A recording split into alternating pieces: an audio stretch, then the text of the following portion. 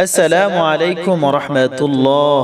আপনার কি প্রায় পেট ব্যথা হয়? গ্যাস্ট্রিক বা বদহজমের কারণে কি কিছুই খেতে পারছেন না? এমনকি আলসার বা ক্যান্সারের মতো কঠিন রোগের ভয়ে চিন্তিত? আজ আমি আপনাদের কোরআনে কারীমের এমন 5টি শক্তিশালী আমলের কথা বলবো, যা ইয়াকিনের সাথে আমল করলে ইনশাআল্লাহ পেটের যে কোনো পুরাতন ও কঠিন রোগ থেকে আপনি মুক্তি পাবেন। ভিডিওটি শেষ পর্যন্ত দেখুন এবং নিজের সুবিধা অনুযায়ী যে কোনো একটি আমল বেছে নিন।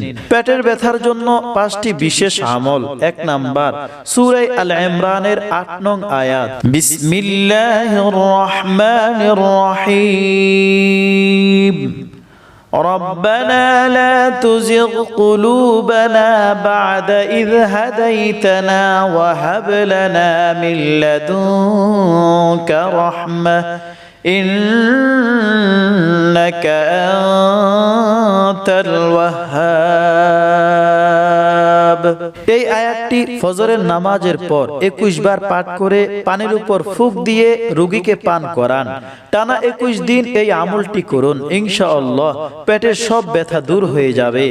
2 নাম্বার আমল, সূরা আল ইমরানের 83 নং আয়াত, বিসমিল্লাহির রহমানির রহিম, আফাগায়রা দীনিল্লাহি ইয়াবগুনা ওয়া লাহু আসলামা মান ফিস সামাওয়াতি والأرض طوعا وكرها وإليه يرجعون। জাফরান দিয়ে একটি প্লেন প্লেটে এই আয়াতটি লিখে ধুয়ে সেই পানি পান করুন, অথবা এই আয়াতটি লিখে গলায় ঝুলিয়ে রাখুন। মাত্র 3 দিনেই ফল পাওয়া যায়। 3 নাম্বার আমল, সূরা আল আনআম 161 নং আয়াত, বিসমিল্লাহির রহমানির রহিম, قل إنني هداني ربي إلى صراط مستقيم। আয়াতটি 3 বার বা 7 বার পড়ে পানিতে ফুঁক দিয়ে রোগীকে পান করান এবং একটি কাগজে লিখে গলায় ব্যবহার করুন। 4 নাম্বার আমল, সূরা আল মুমিন 115 এবং 16 নং আয়াত, বিসমিল্লাহির রহমানির রহিম, أفحسبتم أنما خلقناكم عبثا وأنكم إلينا لا ترجعون فتعالى الله الملك الحق لا إله إلا هو رب العرش الكريم। টানা 11 দিন পর্যন্ত 11 বার করে আয়াত দুটি পড়ে পানিতে ফুঁক দিয়ে পান করুন এবং এটি লিখে গলায় ধারণ করুন।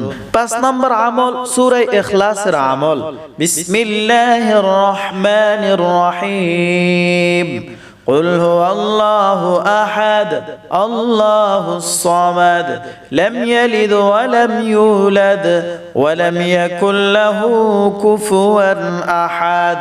আমলটি কিভাবে করবেন? 3টি আস্থা কালো গোল মরিচ নিন, প্রত্যেকটির উপর 21 বার সূরা ইখলাস পড়ে ফু দিন। এরপর এই 3টি গোল মরিচ চিবিয়ে খেয়ে নিন।